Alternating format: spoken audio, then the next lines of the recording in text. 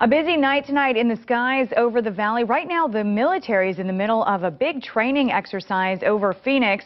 For the second night in a row, people are calling the 3TV newsroom, wondering what's happening. And tonight, we have some answers. Karen Brown live in Phoenix now with a look at what's going on out there tonight. Karen?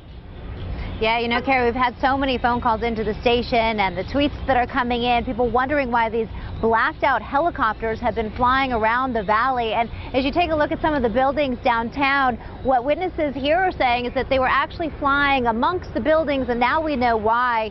In fact, Phoenix PD confirming for us that the Department of Defense is conducting training exercises, trying to get military personnel certified in urban operations so that when they go overseas, they are prepared. Here's what one witness saw. I mean, they were very close to the buildings. They were at different levels. They were at top of it. They would come down to the bottom part of it, you know, or middle way, I guess you'd say. And then they would go back up and they would take off and just fly. Then they would stop and go again.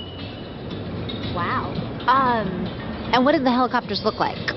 It was hard to say because it was dark and they were blacked out. I mean, very few lights on them.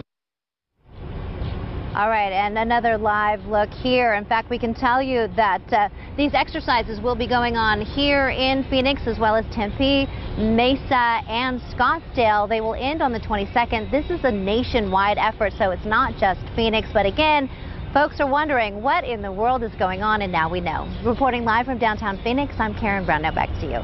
All right, Karen, thank you very much. This is a nationwide effort, so it's not just Phoenix. Los Angeles, and indeed a large part of Southern California, a priority right now for protection against a terrorist attack. But why now? NBC4's Conan Nolan is live in San Pedro with a look at what's at stake. Conan? Chuck, it used to be when people talked about port security, they meant something like this. This is the USS Iowa behind me. But now they're concerned about the ship on the other side of the water, a container ship from some foreign port. The concern is those containers. They want to make sure they're here for commerce and trade and not for something else. At the Sacred Grounds coffee shop in San Pedro, they don't spend too much time thinking about a nuclear attack.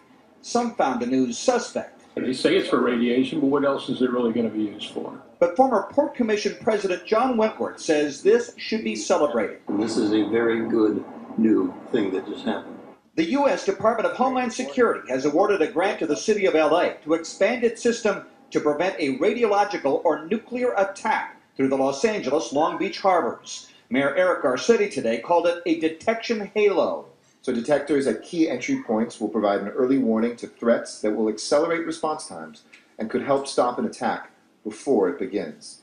It is the largest port complex in the nation, bringing in an estimated $1 billion worth of commerce each day. There have been worries that terrorist groups could use the maze of cargo containers to unleash a weaponized or radioactive nuclear device on the city. The sophistication of the monitors and how they search for trouble are a secret. So those are not things that we try to discuss out loud, of course, but we have capabilities across the spectrum.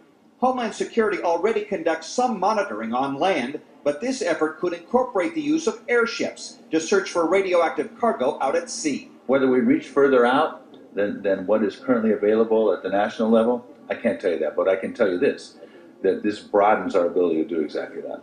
A radiological detection center will be set up to analyze data, and if a problem is discovered, organize a response. Potentially anything could be coming in here. That's Police Chief Jim McDonald of the city of Long Beach. $11.4 million is the grant. There could be another grant, $30 million over the next 5 years for training and technology, part of the legacy of 9/11.